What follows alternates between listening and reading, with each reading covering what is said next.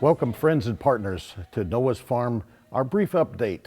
After I share updates on various projects we've been involved in, I need to share with you an urgent need that we have. But first, I'll bring you up to date on our water wells. Our water wells, we recently installed our fourth water well in Zimbabwe, Africa.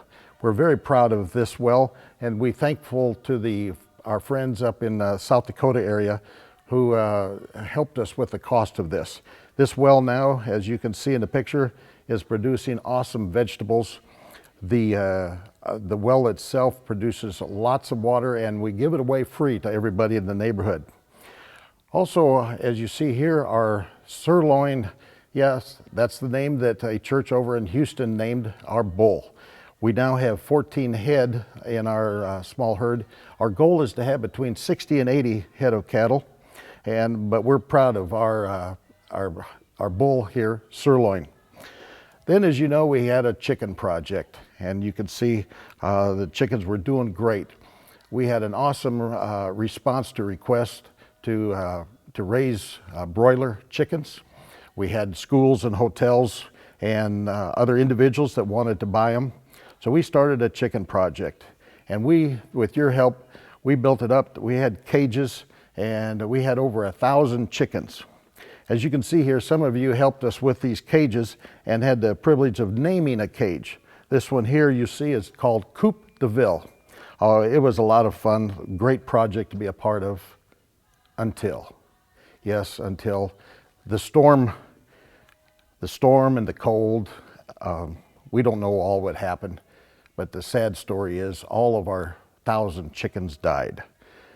Well, we are trying to recoup now, and we've now changed over to having layer chickens. As you can see now, we've started up with these layers, and the demand for the eggs is tremendous.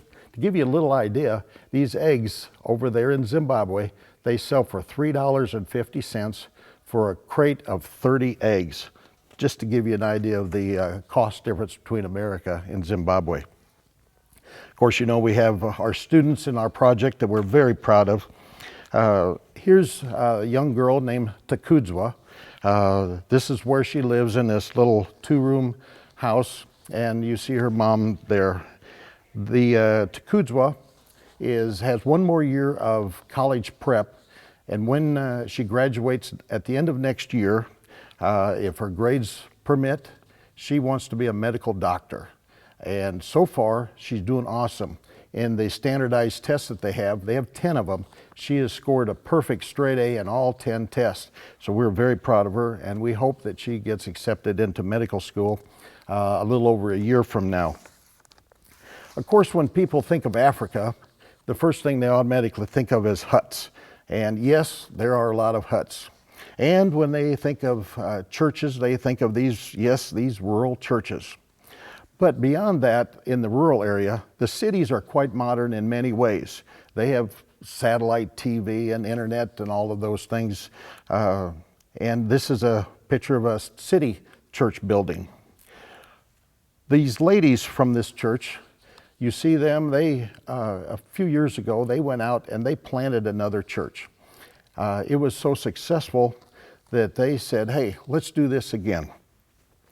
They talked with the pastor of the church, Noah, and said, Noah, where is a great place to plant a church?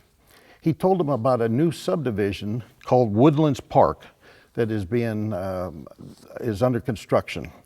This land is designated to hold over 2,000 homes. And you can see here some construction of these new homes in that subdivision. Well, these ladies then searched for a parcel of land where they could build a church. Now, it's important to understand that the church has done very well in the rural areas. But in town, where these ladies want to build a church, it's very costly. But in town is where the middle and upper class live, and we need to address their needs as well, because we need to get them involved in church. Well, these ladies found a parcel of land. And you can see here, we have our tent, and they're holding a Sunday morning service on this ground. Now, it looks like there's just people meandering around, but actually, they're on a prayer walk. This parcel of ground that they are walking on, and you can see it's been graded with the many miracles. To give you a little idea, this land, the developer of that subdivision, he had designated 5 parcels of land to be set aside for churches. All 4 of the parcels had been sold, but there was 1 available. They approached us and said, Les, we would love to build a church here. There's only 1 parcel of land left in this subdivision of over 2,000 homes.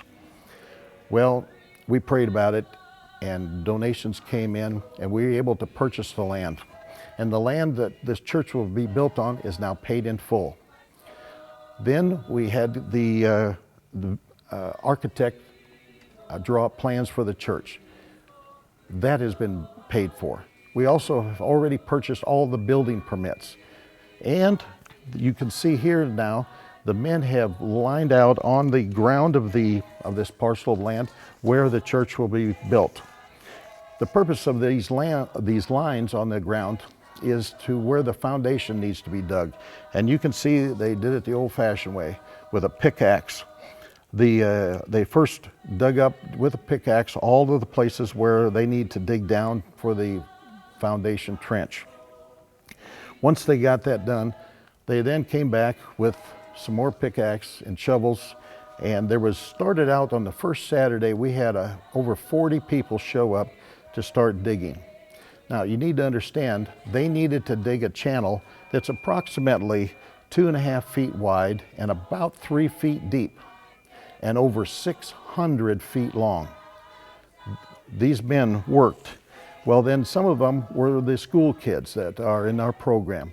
They had to go back to school, so the men continued on. And you can see them here digging some more trench. And finally, as you see, the trench is now complete. Over the last month and a half, 12 men have worked every day by hand digging this trench over 600 feet long. So you see, they're committed to this project.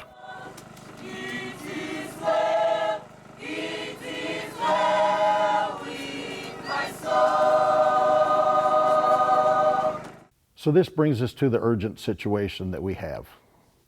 These men have dug the trench, over 600 feet of it, by hand.